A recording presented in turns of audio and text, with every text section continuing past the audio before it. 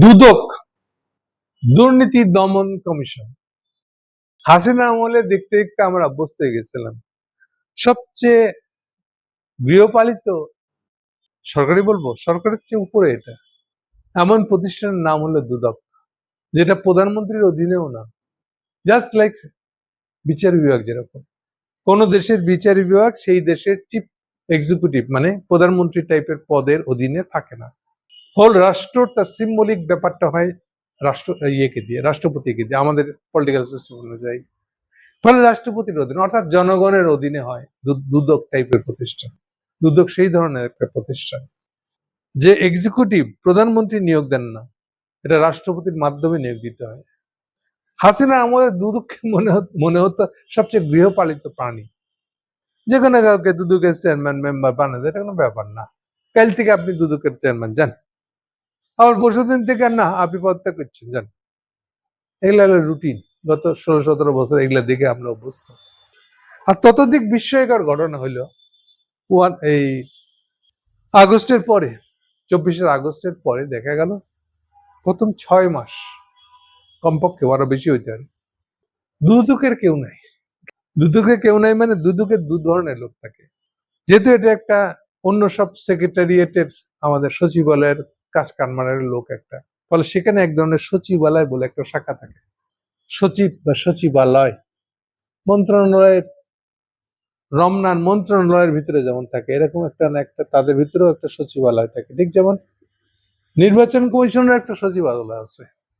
এই সচিবালয় মানে হলো যেটা আমাদের আমলারা, আমাদের জনপ্রশাসন বিভাগ থেকে তাদের নিয়োগ হয় নির্বাচন কমিশনের ভিতরেও। এইটার সর্বোচ্চ পদটা হলো সে নির্বাচন কমিশনের সচিব। ঠিক সেরকম দুদকের মধ্যেও যে সচিব আছে একটা, এটাও এই আমলাদের দিক থেকে, জনপ্রশাসনের দিক থেকে নিয়োগ হয়। দুদকে হাসিনা পতনের পরের 6 মাস মিনিমাম, আরো বেশি হতে পারে, দুদকের কেউ ছিল না। অর্থাৎ এরপরে উপরে থাকে কমিশনার গুলো, আর দুদকের প্রধান থাকে একজন।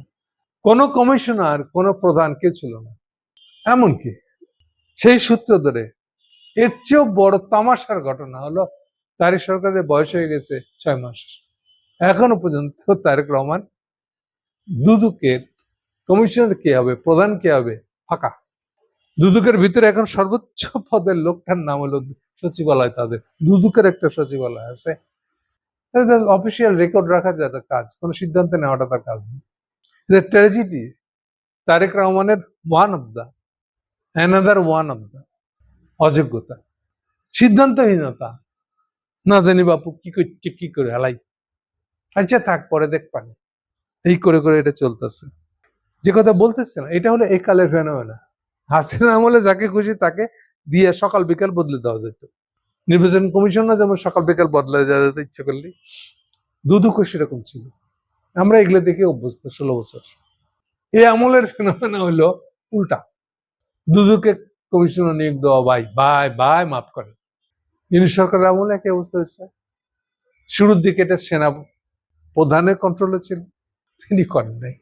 তো এই আমলে তো আর প্রধানমন্ত্রীর পক্ষে, প্রধানমন্ত্রীর পদের পক্ষে তো আর অন্য কাউকে অভিযুক্ত করার কোনো সুযোগ নেই।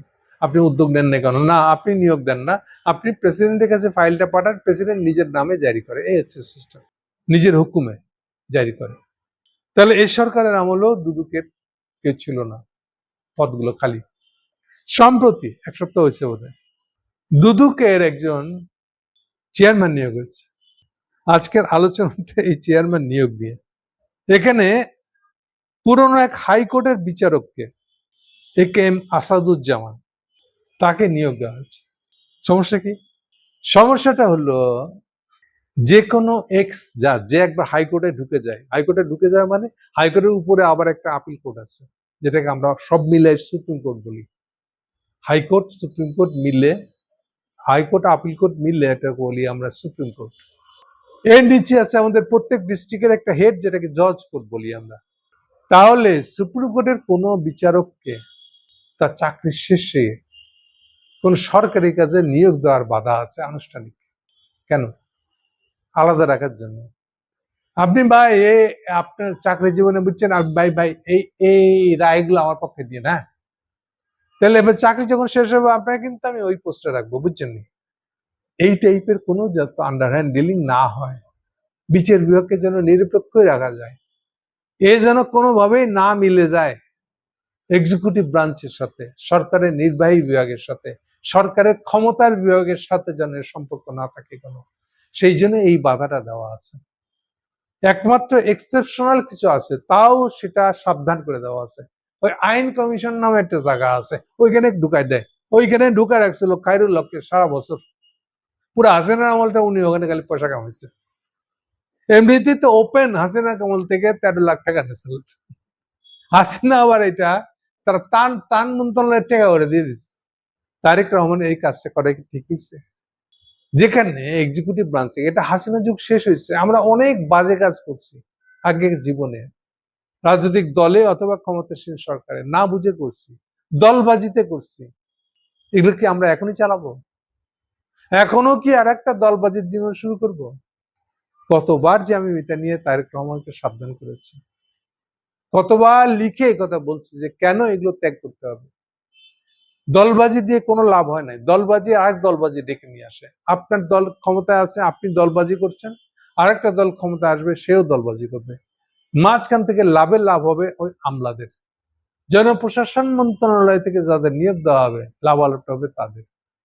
আমি বহুবার এটা নিয়ে গালাগালি করছি এই যে মজুমদারকে, সুশাসনের মজুমদারকে, জনপ্রশাসন ডিপার্টমেন্টকে, জনপ্রশাসন ঢাকা মিউনিসিপাল ডিপার্টমেন্টে যতগুলো পদ্মাফাক আছে সবগুলোকে আমি গালাগালি করেছি এই কারণে যে তারা দলবাজি ছাড়া কিছুই দিতে পারে না, এবং তাদের কারণে এই দলবাজির রেওয়াজটা চলতেছে।